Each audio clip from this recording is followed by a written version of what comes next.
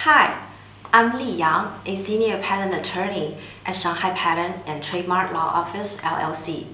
It is a pleasure to meet all of you.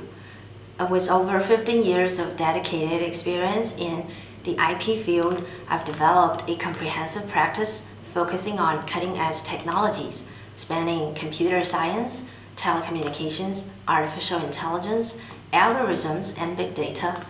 My service covers the entire patent lifecycle, including patent mining, drafting patent applications, and patent prosecution, infringement analysis, claim charting, and also the FTO searches.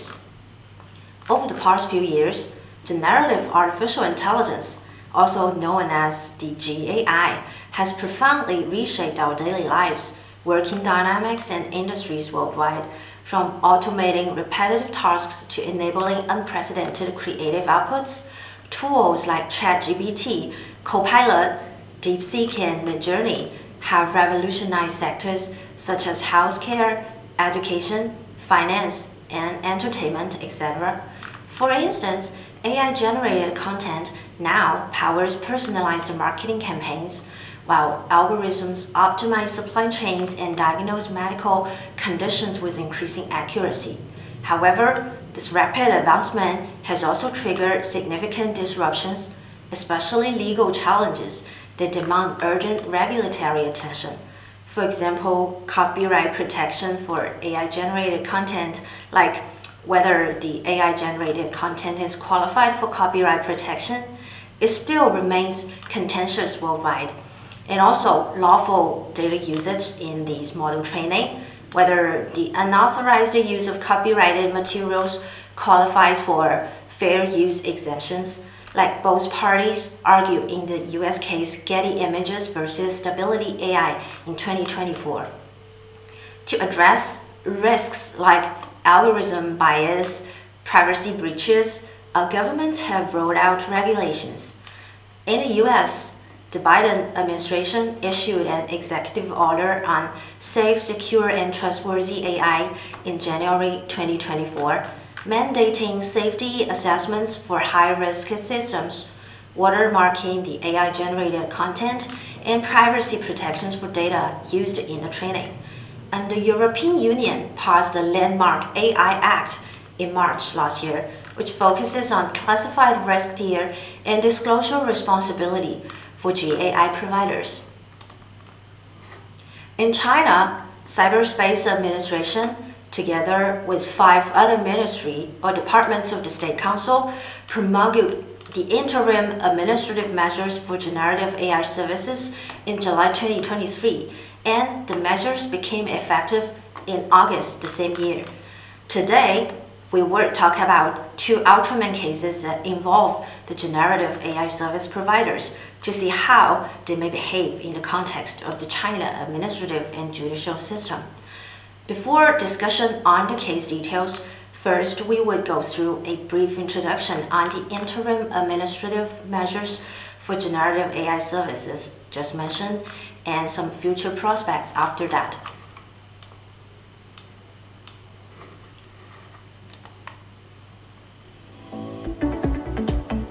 Let's start with an easy one. In this example, we'll ask Manus to help screen resumes. I've just sent Manus a zip file containing 10 resume documents. Since each Manus session has its own computer, it worked like a human. First unzipping the file, then browsing through each resume page by page, and recording important information to documents. Manus works asynchronously in the cloud, which means you can close your laptop anytime, and Manus will notify you when everything is complete. Of course, you can also give Manus new instructions at any time. Here I've sent Manus 5 more resumes. After carefully reading all 15 resumes, Manus provides the ranking suggestions along with candidate profiles and evaluation criteria as supporting materials. At the very beginning, a simple video showing how the generative AI model would work might be interesting. The example provides a straightforward definition of what is generative artificial intelligence. We may say that by GAI, it refers to a subset of artificial intelligence technologies that are capable of creating new content such as text, images, audio, video, and code by learning patterns from datasets using large models employing like deep neural network. Unlike traditional AI, which focuses on classification or prediction, mostly for data processing, GAI emphasizes creativity and originality, enabling machines to produce outputs that mimic or extend human creative processes. As mentioned previously, relevant legislation on generative AI-related business is in a bad need. China, as a pioneer in the promulgation of AI-related policies, and sees technologies as a critical tool to boost its economy and national power. China's new Generative Artificial Intelligence Development Plan in 2017 is among the first efforts to set out a top-level goal of global AI leadership by 2030, which led to an explosion in industry activity and policy support for AI development. Major impactful milestones on algorithms and AI are the administrative provisions on recommendation algorithms in Internet-based information services in 2021 and administrative provisions on deep synthesis 2022. Following all these, the interim administrative measures for GAI services came out in August 2023. It is more clear for us to understand and interpret these provisions and measures when we take a look at the legal hierarchy in China.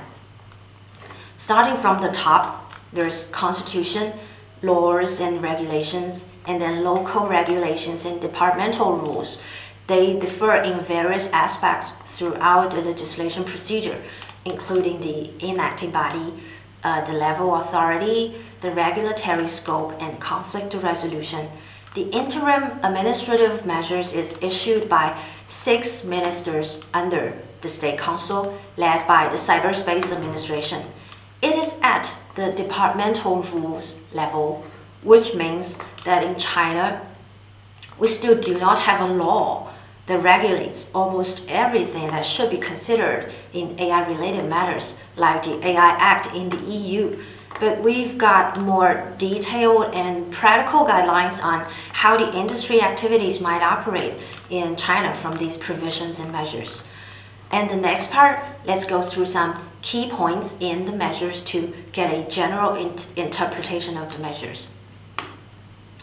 First, the scope of application.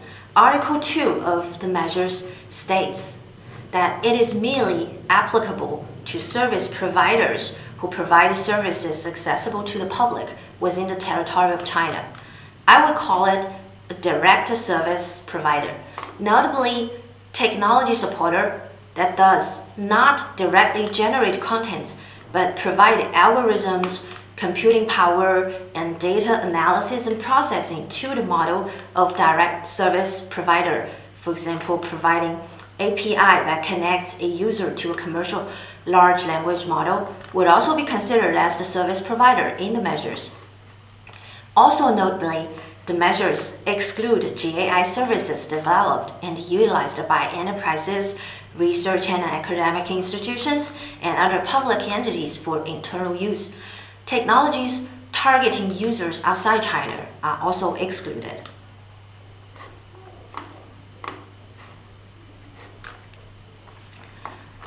The technologies Article 22 provides definitions on 3 key concepts: the GAI technology, the service provider, and also the service user for clarification. As of the responsibility and obligations, in terms of technical matters, Article 7 focuses on data training and processing. It requires the service provider to source data and foundation models from legitimate sources, to respect the intellectual property rights of others, and process personal information with appropriate consent on an individual basis. Providers must enhance the quality of training data, striving for authenticity, accuracy, objectivity, and diversity. Article 8, related to data labeling, stipulates that in the process of research and development, providers must establish a clear, specific, and practical labeling rule for the training data. They should conduct a quality evaluation and sampling of data labeling to ensure the accuracy of the labeled contents. When talking about services, service providers are held as accountable as online content producer and personal information processor according to Article 9, which means the service providers are required to bear obligation of online information security and personal information protection.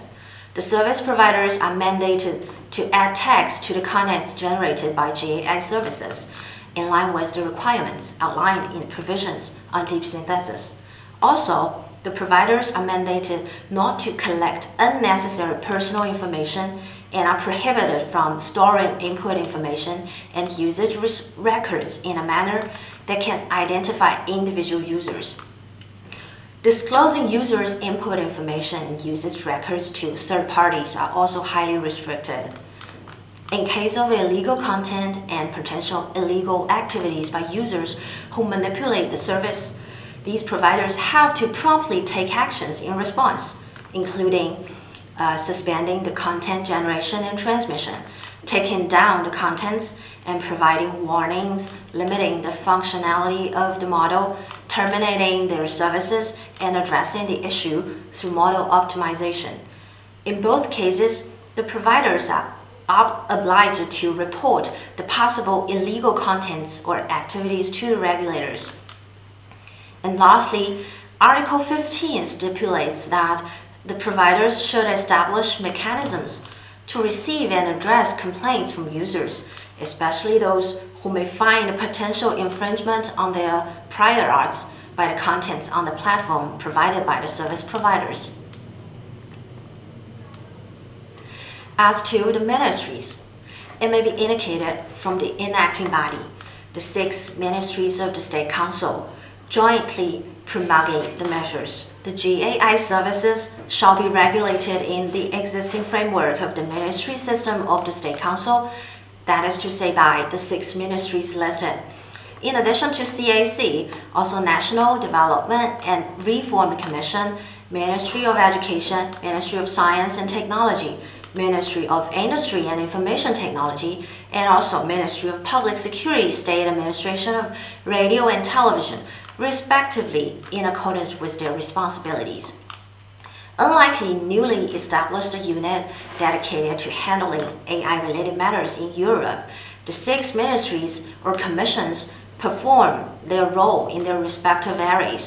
So the measures also requires the ministries to refine their regulations and to formulate rules and guidelines for classified and graded supervision on GAI services. Maybe the tiers listed in the AI Act in the EU may be a quite good reference. In addition, these ministries may take proactive actions to check the services, including like the data used in training, how the algorithm processes the data input by the user, the rules for the data labeling. In such cases, the service providers are required to cooperate and to explain all these to the ministries and to provide technical support for their supervision. The measures is quite a small scale in terms of the number of its articles, but it plays quite an important role, at least in China's judicial system.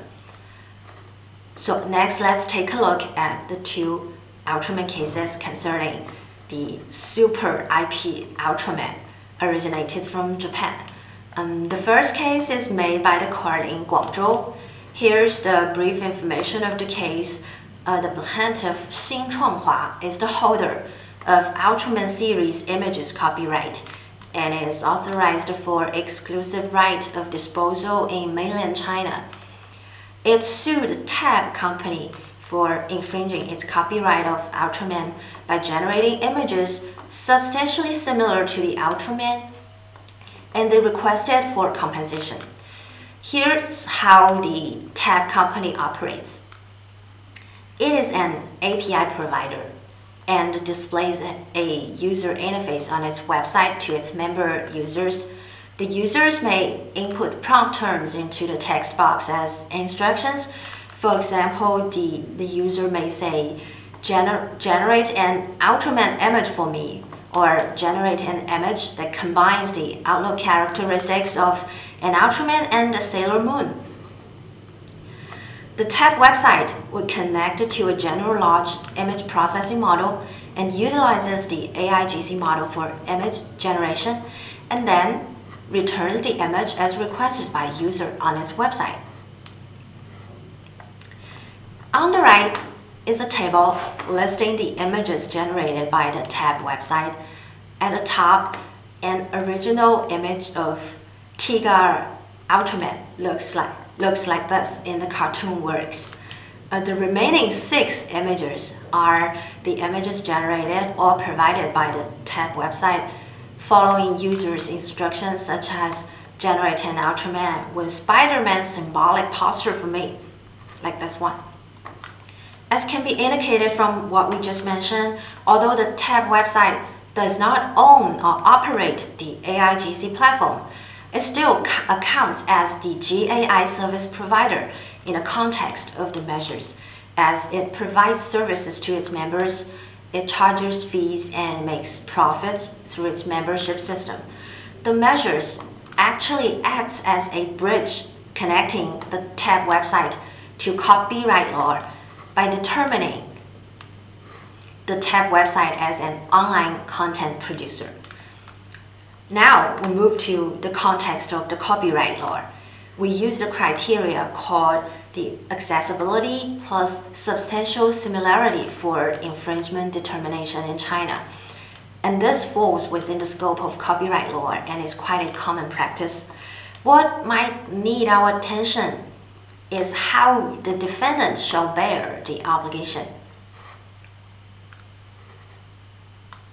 As to the cease of infringement, the court points out that the website shall not generate or return any images that are substantially similar to the Ultraman, even if the user inputs explicitly prompts involving the Ultraman image, which provides a detailed guideline for similar platform entities. And secondly, for compensation, when considering whether the defendant is at fault, whether the website has established the mechanism of complaints and reporting, whether the tab company would provide potential risk warnings to its members during their manipulation of the model, and whether the tab company has identified the generated contents as being generated by the GAI technology, are all factors that the court take into consideration when determining the compensation for loss. And all these contents are explicitly and literally recited in the measures. And now let's move to the second case. This one is also about Ultraman, but with some differences in its business model. The case is made by the court in Hangzhou this February 2025. The defendant here is ABC Company, which provides a general large language model LLM called Checkpoint, and also provides model training services to its members. The users here input images as training corpus into the Checkpoint model, adjust the parameters used in the model training, and the user then receives a user customized LoRa model from the ABC website.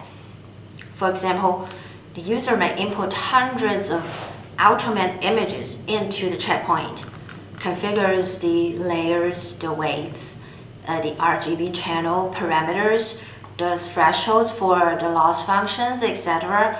in their data training, and the users would get an Ultraman customized LoRa model from ABC website. The LoRa model is a low-rank adaptation model, which is substantially smaller than the original Checkpoint model, and thus it is able to be deployed locally at the user's computer side. As return, the user may further upload his customized Ultraman LoRa model onto the ABC website, and the ABC website would display this model for selection to use for its members. Here are some snapshots. We may see This one is a snapshot of the user interfaces provided by the ABC website to its members.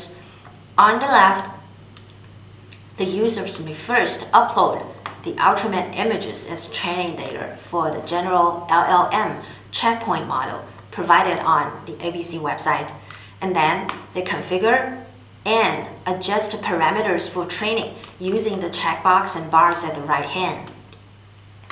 After the user gets his own customized ULTRAMAN LoRa model and uploads it onto the ABC website, other members are able to see the model online, like the right bottom part here, and select the model for image generation by inputting appropriate points. In this case, the user may input, I am driving home, and suddenly Tiga ULTRAMAN appears and gets in my way just in front of me. By selecting the ULTRAMAN LoRa model uploaded by the other user, we could get the image of the Tiga ULTRAMAN generated like this.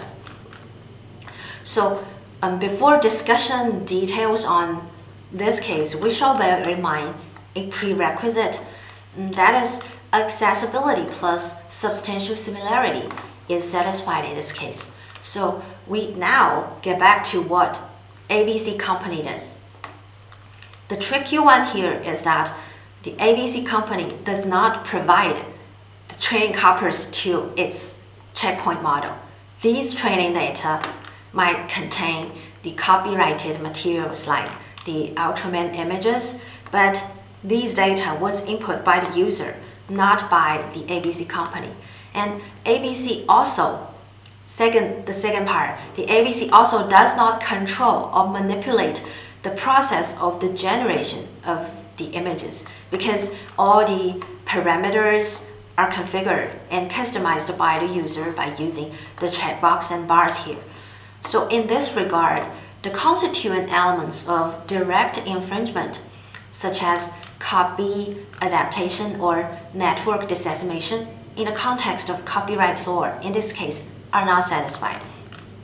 The primary concern of the court here for this case is to determine whether the business of ABC company constitutes a contributory infringement on the ULTRAMAN copyright.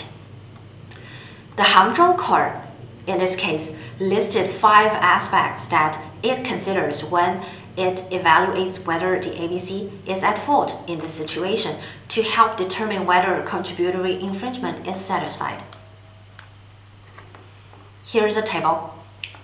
The first one, although the ABC company in fact does not generate content and they cannot take full control of what its members generate using the model it provides, this does not necessarily exclude it from the service provider.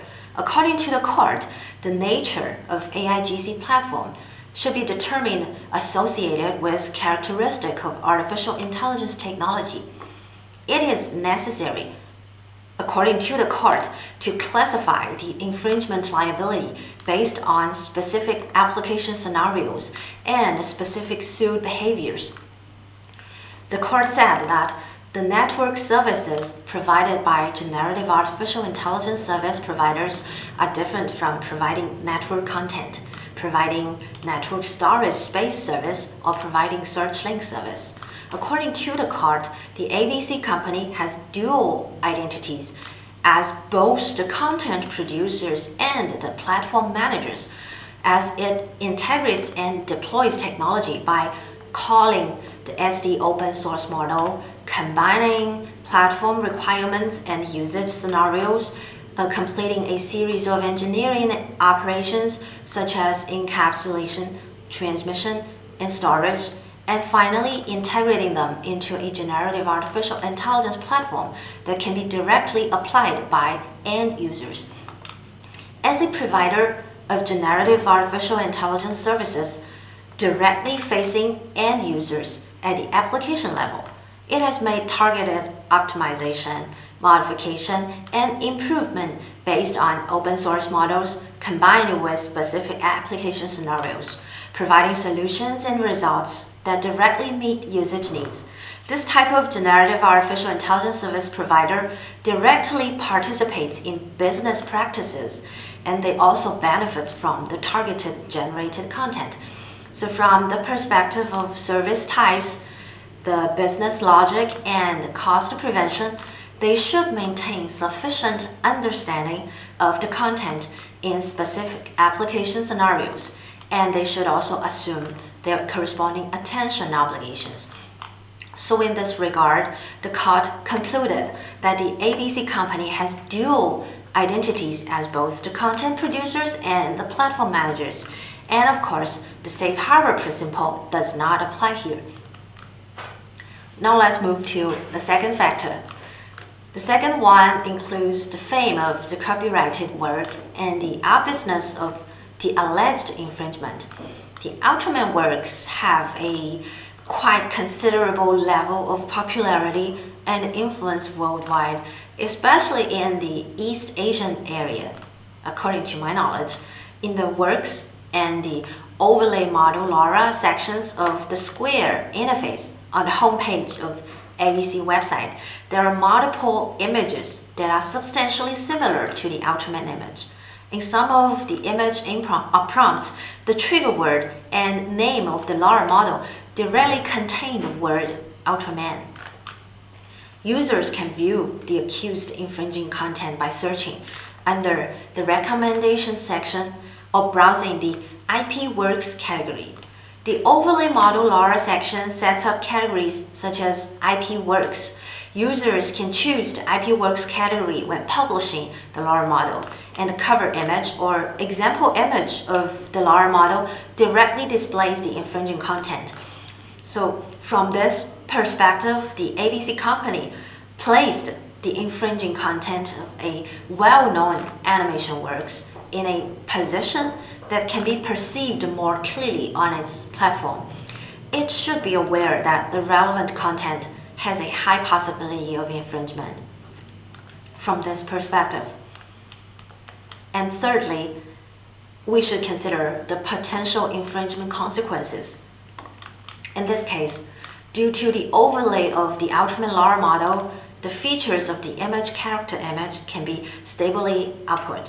The model training services provided by ABC company enhances the possibility of others recognizing and interpreting the contents generated by user behavior. At the same time, due to the convenience of generative artificial intelligence, the ULTRAMAN LoRa model generated and uploaded by users can be repeatedly used by other users. For example, the Blaze ULTRAMAN LoRa model has been used up to 1,000 times, and other users will continue to generate more infringing contents based on further training of the ULTRAMAN LoRa model. The situation of infringing the right holder's information network dissemination rights is quite obvious, and the risk of infringing content spreading is high. So ABC therefore should bear a higher duty of care for the generation of related infringing content, and they are able to foresee that the possibility of copyright infringement in the process of providing generative artificial intelligence services. On the platform of ABC company, users who paid for membership, they have richer and more features displayed and benefits, and there is a membership fast track during the drawing and LoRa model training process. So the platform earns profits by users recharging their membership and points, like the credit points, and guides users through membership privileges, points, and other reward measures. So overall, the ABC is able to directly obtain their economic benefits from the AI creation services it provides. So the fourth factor is also satisfied according to the court. And now the last factor, it depends on whether the ABC has actively taken any reasonable measures to prevent the infringement or the alleged infringement. After receiving a lawsuit notice, the ABC company has blocked the ULTRAMAN related content on its website and conducted intellectual property audits in the background, proving that it can control. The ABC company is able to control and filter relevant infringement information through technical measures that do not significantly increase the cost burden during the process of searching, browsing, image publishing, and the larger model publishing on the website homepage. All these evidence indicates that the ABC has the ability. They are capable of taking necessary measures that meet the technical level at the time of infringement damage, but they has always been negligent in taking these necessary measures to prevent the infringement from happening. So in this aspect, the measures that ABC might take include reviewing the content uploaded and published by its member users, setting up a complaint reporting channel in a relatively obvious position on the web page or its homepage, controlling and filtering the relevant infringing information through technical measures. They are all listed in the interim administrative measures. In summary, the court in Hangzhou believes that the ABC has failed to fulfill their reasonable duty of care, and so it is at fault, subjectively speaking. So, contributory infringement on network dissemination of ULTRAMAN copyrights is confirmed by the Hangzhou court. From the above two cases, it seems that the interim administrative measures is not just regulations used by the ministries or agencies of the State Council, but is also frequently cited by the court in lawsuits. The measures as a departmental rule, as we just previously mentioned, plays quite an important role in the administration and also the judicial system, which is quite evident. The articles in the measures provide a quite detailed and practical guidelines for service providers in their business activities in terms of the degree of reasonable care they should pay. Like, the service providers should clarify the user responsibilities and platform obligations, and they should actively set up a high-profile IP interception mechanism and also establish a complaint response mechanism. What we may